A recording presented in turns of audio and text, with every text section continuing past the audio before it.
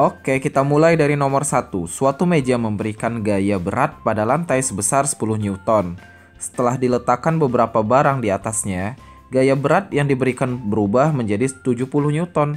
Perbandingan tekanan yang diterima oleh lantai sebelum dan sesudah diberi beban adalah berapa?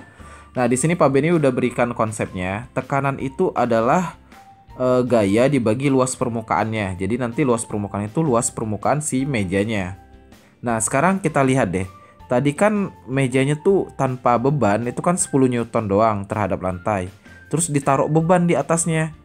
Jadi 70 Newton. Yang berubah kan gayanya nih. Ini kan gaya, ini gaya. Berarti kan F-nya yang berubah. Tapi luas mejanya tetap sama kan? Jadi A-nya ini nanti nggak berpengaruh. Makanya untuk perbandingan tekanan pertama sama tekanan kedua, P ini tekanan ya, F itu gaya. Itu tinggal bandingkan gayanya aja. Gaya pertamanya kan berarti di sini F1-nya 10 Newton, F2-nya itu sama dengan 70 Newton. Maka kalau mau dibandingkan sebelum dan sesudah berarti F1 banding F2 aja. 10 banding 70 sama dengan 1 banding 7 gitu ya. Semoga bisa dipahami. Lanjut lagi ke nomor 2. Suatu kolam berenang memiliki ukuran panjang 5 meter, lebar 3 meter, dan kedalaman 2 meter. Jika kolam terisi penuh, maka tekanan hidrostatis di dasar kolam adalah berapa? Nah, di sini Pak Beni tampilkan dulu rumusnya ya. Tekanan hidrostatis itu disimbolkan dengan P. Jadi tekanan itu simbolnya P ya, dari kata pressure. Jadi tekanan P. Itu sama dengan rho dikali gravitasi dikali tingginya. H itu tinggi. Nah, rho ini atau massa jenis air itu satuannya nanti kilogram per meter pangkat 3. Lalu gravitasi itu satuannya meter per sekon kuadrat. Dan H atau height itu kedalaman dari permukaan air. Jadi ketinggian, tapi kalau kasusnya hidrostatis ini berarti kedalaman airnya. Oke. Nah, karena yang ditanya tekanan hidrostatis, berarti kita tinggal masukin rumusnya aja. Berarti kan P sama dengan rho kali G kali H. Rho-nya di sini udah ada 10 kg per meter pangkat 3. Udah sesuai satuannya ya. Jadi Pak Beni nggak tulis ya. Ini 1000 dikali gravitasinya meter per sekon kuadrat. Satuannya udah sama ya. Jadi Pak Beni nggak tulis juga. Kali H-nya, kedalamannya. Nah, di sini ukuran panjang sama lebar itu nggak berpengaruh. Yang berpengaruh itu kedalamannya aja. Makanya nanti dikali 2 meter. Jadi jangan salah ya. Jadi panjangnya ini nggak berpengaruh sama lebarnya. Yang berpengaruh tinggal kedalamannya aja. Oke, kita tinggal hitung. 1000 kali 10 itu 10.000 kali 2, 20.000. Nah, tekanan ini baik tekanan biasa atau tekanan hidrostatis, satuannya sama ya, yaitu Pascal. Oke. Jadi ini jawabannya tekanan hidrostatisnya adalah 20.000 Pascal atau disingkat PA aja. Gitu. Lanjut lagi ke nomor 3. Ini ada soal tentang tekanan. Nah, sebelum ke soalnya, Pak Beni mau bahas lagi tentang tekanan ya. Tekanan itu kan rumusnya gaya dibagi luas permukaan. Perlu kalian ingat, gaya itu satuannya Newton, sedangkan luas itu satuannya meter kuadrat. Jadi semua yang ada di ukuran-ukuran sini harus Newton, kalau nggak meter ya. So, kalau ketemu senti, ganti meter dulu aja. Oke. Nah, di sini gayanya atau gaya beratnya 500 Newton. Terus satuannya di sini 2 meter, lebar 1 meter, dan tinggi 50 cm. 50 cm diganti jadi 0,5 meter. Pelajari lagi ya cara mengubah senti ke meter. Nah, di sini mesti hati-hati. Kan tadinya peti itu biasa aja bentuknya kayak balok. Kayak gini. Terus yang di sini 2 meter, di sini lebarnya 1 meter, tingginya 0,5 meter. Tapi bentuknya diubah. Jadi posisinya jadi berdiri, jadi kayak gini. Nah, berarti kan yang menyentuh ke lantai berubah dong. Bukan yang 2 meter kali 1 meter. Tapi yang 1 meter, ini tadi 0,5 meter dikali 1 meter. Beda ya. Jadi yang menyentuh lantai nanti adalah tinggi sama lebarnya, bukan panjangnya. Jadi mesti hati-hati untuk soal ini. So, P itu sama dengan F per A. F-nya 500 Newton per, nah luasnya berarti 0,5 meter kali 1 meter. Berarti sama dengan 500 Newton dibagi 0,5 meter kuadrat. Oke. Jadi ini sama dengan 5000 Newton meter per meter kuadrat atau disebut dengan Pascal ya. Segitu. Jadi nomor 3 jawabannya 5000 Pascal. Lanjut lagi ke nomor 4. Perhatikan pernyataan berikut dengan seksama. Suatu benda yang dicelupkan ke dalam suatu zat cair, sebagian atau seluruhnya akan mendapatkan gaya tekan ke atas yang besarnya sama dengan berat zat cair yang dipindahkan oleh benda tersebut. Pernyataan di atas merupakan bunyi dari hukum ini ya. Pak Benny udah bikinin jawabannya gede-gede nih. Jadi hukum Archimedes itu ngomongin tentang zat cair yang kalau kecelupan suatu benda, jadi air yang keluar itu akan sama banyak sama berat si benda itu.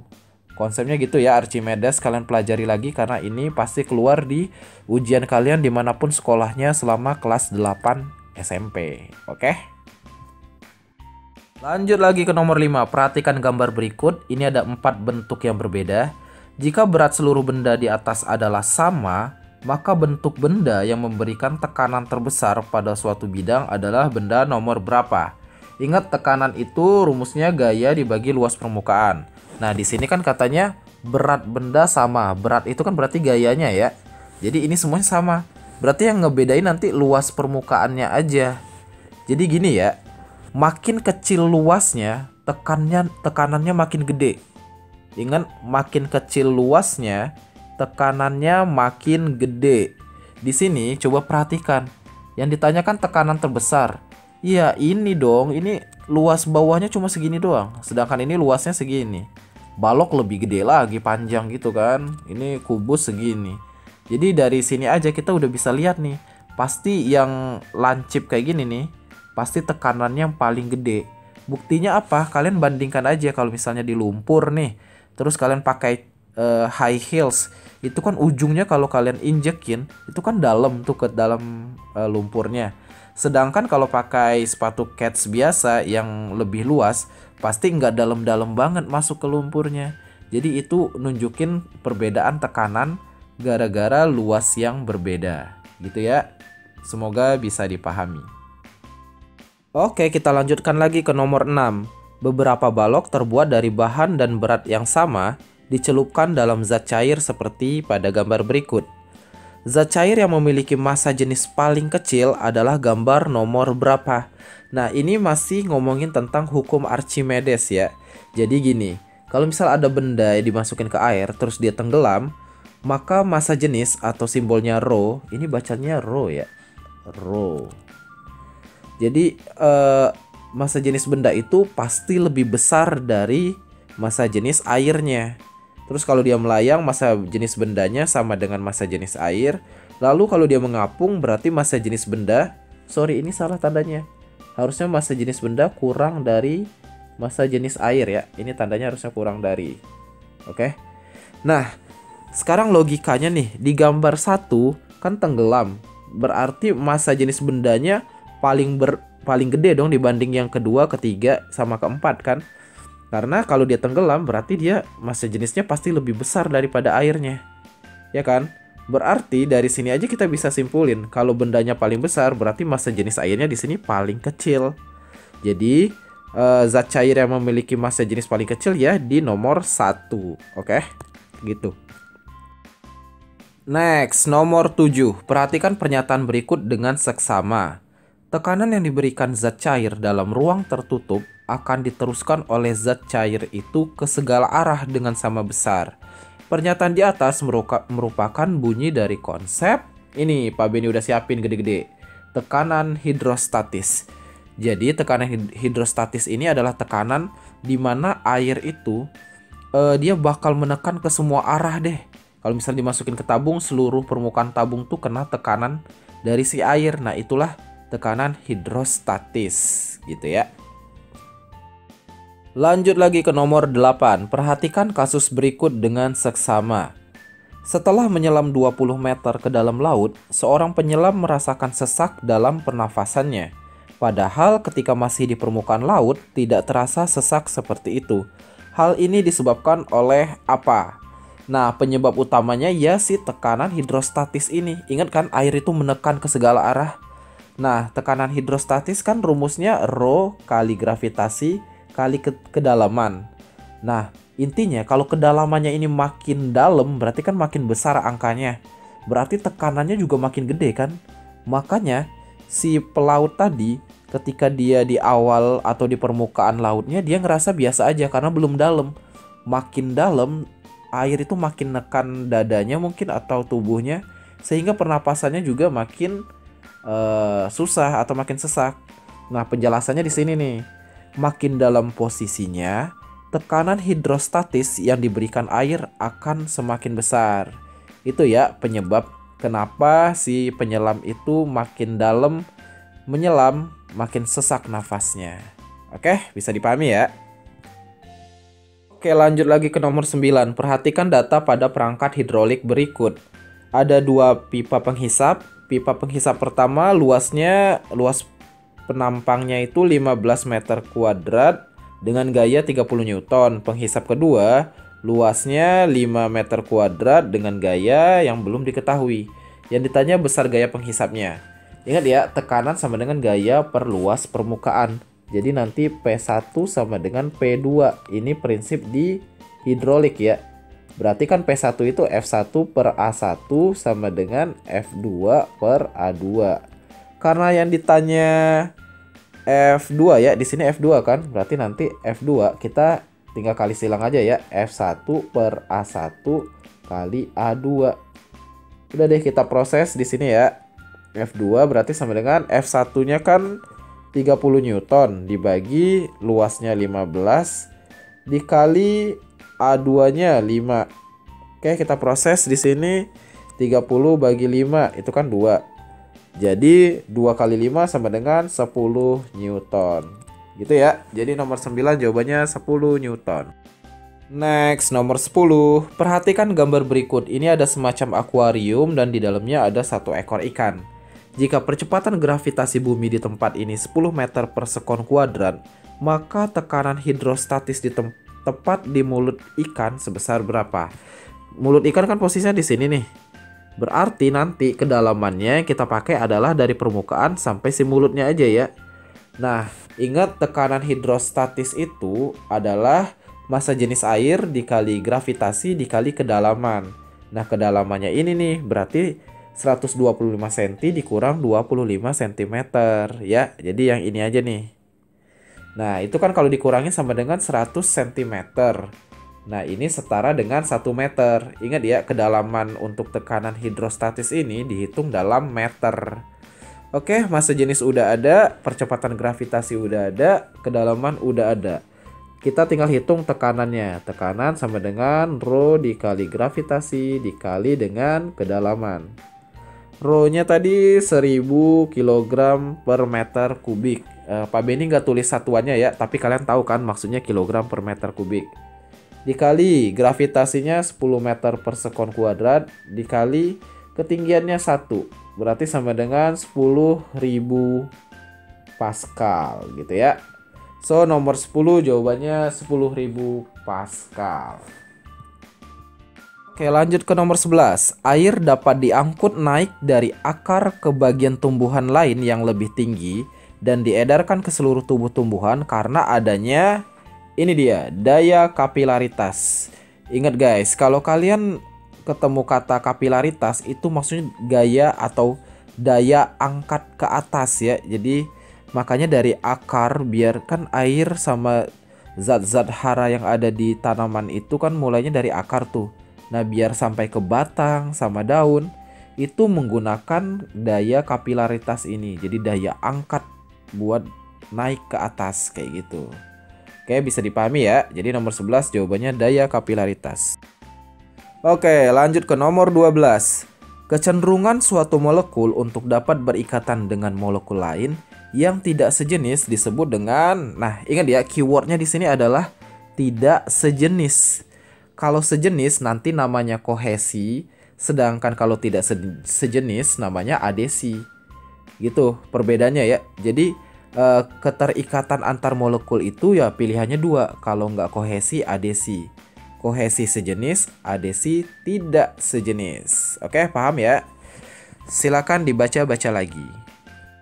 Next, nomor 13. Di antara alat-alat berikut yang dapat mengukur tekanan darah manusia adalah yang pertama manometer, kedua tensimeter, yang ketiga barometer, dan yang keempat altimeter.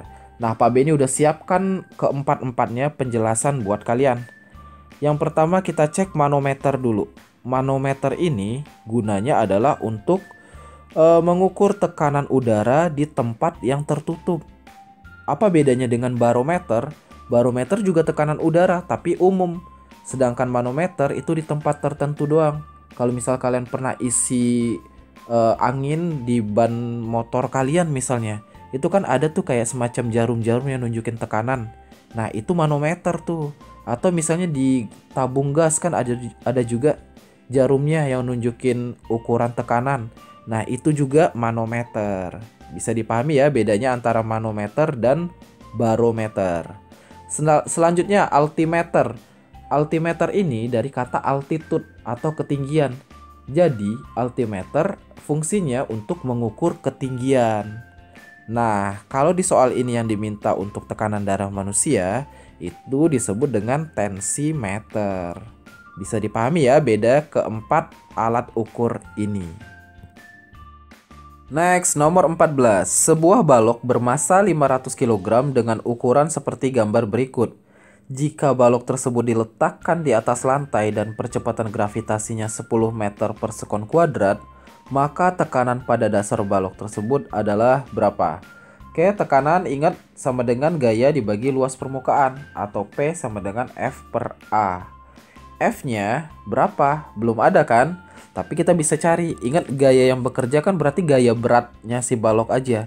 Itu artinya F-nya nanti sama dengan masanya dikali percepatan gravitasi aja. Berarti sama dengan masanya 500 kg dikali 10. Berarti sama dengan 5.000, satuannya Newton gitu ya. Next, luas. Luas di sini simbolnya A. Berarti A nanti sama dengan ya tinggal luas si balok ini aja. Luas bawahnya aja ya. Karena kan yang nekan itu bagian permukaan bawahnya si balok. Berarti panjang kali lebar aja. 1,5 meter dikali 1 meter sama dengan ya 1,5 meter persegi ya. Oke, itu gayanya udah dapet, luasnya juga udah dapet. Berarti nanti tekanan sama dengan 5.000 Newton dibagi 1,5 meter persegi. Ya, angkanya nggak enak sih. Mudah-mudahan nanti di ujian kalian angkanya yang mudah ya. Tapi paling nggak caranya kayak gini. 5.000 dibagi 1,5 itu ya 3.333,33 Newton per meter kuadrat, itu sama dengan Pascal. Oke, jadi jawabannya segitu. Next, nomor 15. Berikut ini yang merupakan upaya dalam menjaga kesehatan sistem pernafasan manusia adalah yang pertama, menjadi perokok pasif. Ini tidak baik untuk pernafasan kita sebab memang kita nggak merokok langsung, cuma kita terpapar atau menghirup asap rokok dari orang yang perokok aktif. Jadi itu juga tidak baik untuk pernafasan. So nomor 1 bukan. Yang kedua, saling bertukar masker yang telah digunakan. Ini juga bukan, karena kuman dari mulut kita itu nanti ya pindah dong kalau kita pakai masker yang bekas orang lain kan. Berarti ini bukan upaya untuk menjaga kesehatan. Next, tidak merokok. Ini benar. Next, menjadi perokok aktif. Perokok pasif aja enggak, apalagi perokok aktif kan. Berarti ini juga bukan upaya untuk menjaga kesehatan sistem pernafasan. So nomor 15 jawabannya yang ketiga aja. Next, nomor 16. Sebuah bandul berayun sebanyak 36.000 kali dalam waktu 5 menit. Frekuensi bandul tersebut adalah berapa? Nah, ini dia Pak Beni udah siapin. Kalau frekuensi itu simbolnya kan nanti F. Nah, frekuensi ini akan sama dengan banyaknya ayunan atau banyak getaran sih sebenarnya. Tapi karena di sini bandul berarti ayunan ya. Banyak ayunan dibagi waktu. Tapi ingat waktunya dalam detik.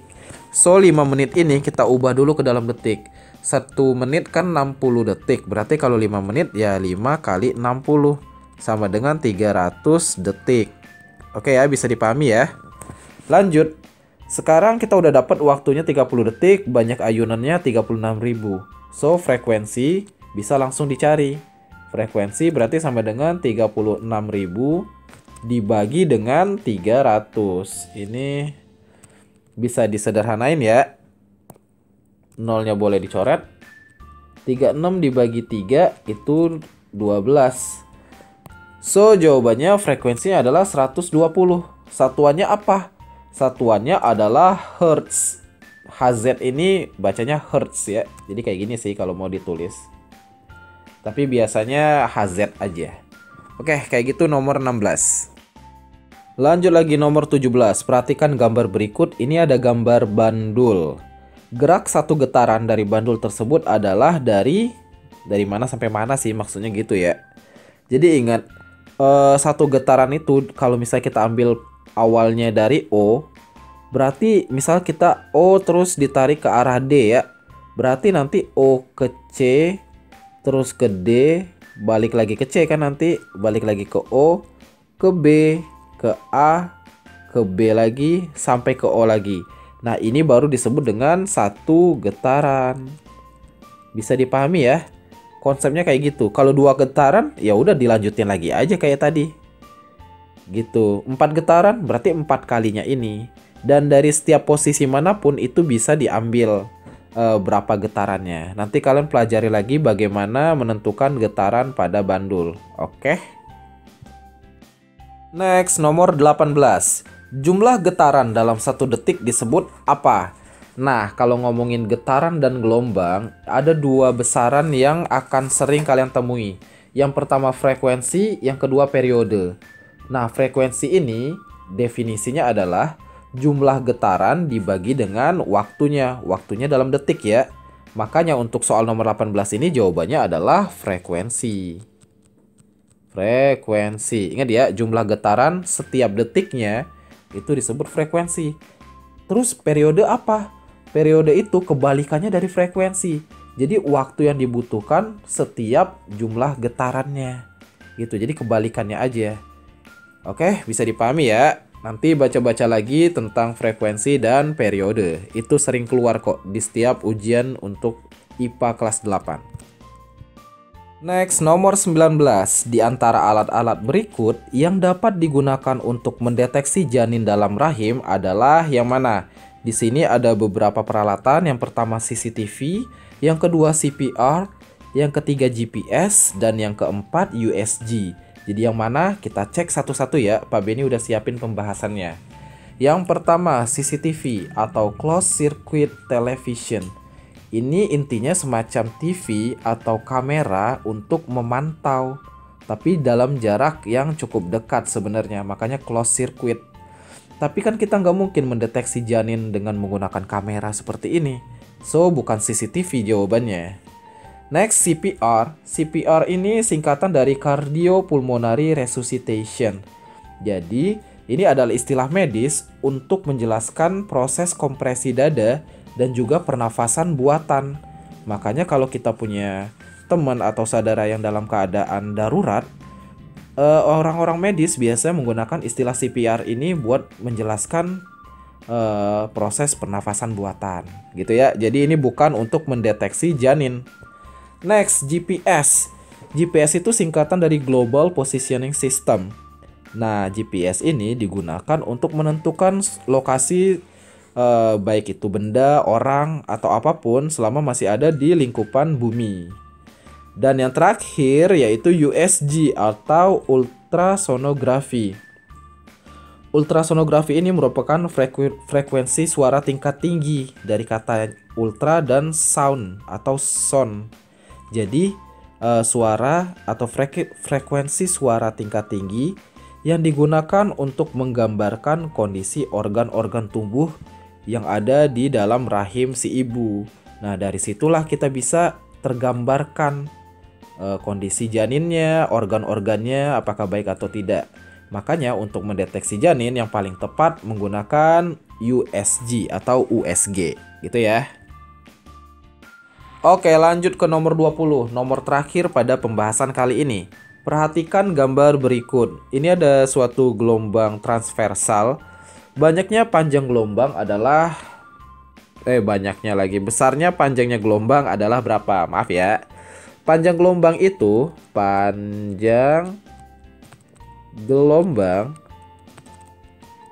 nanti simbolnya adalah lambda.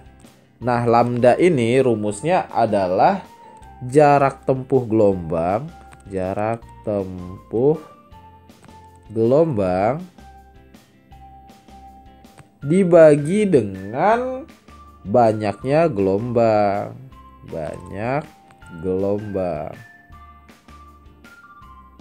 Nah, sekarang jarak tempuhnya kan kita cek nih. Dari sini sampai sini, ini aja 15 cm kan.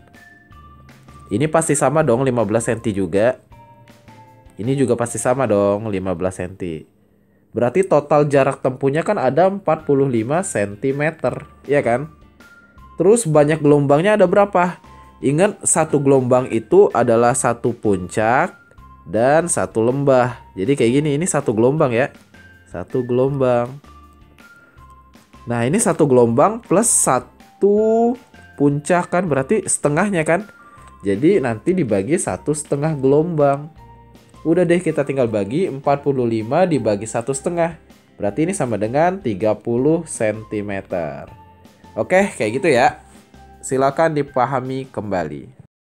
Oke, itulah pembahasan latihan soal PTS IPA untuk kelas 8 SMP di semester genap tahun 2020 ini. Semoga kalian bisa memahaminya dengan mudah. Jika kalian suka, silahkan klik like dan share kepada teman-teman yang lain yang mungkin membutuhkan video ini juga. Terima kasih sudah menonton dan ciao!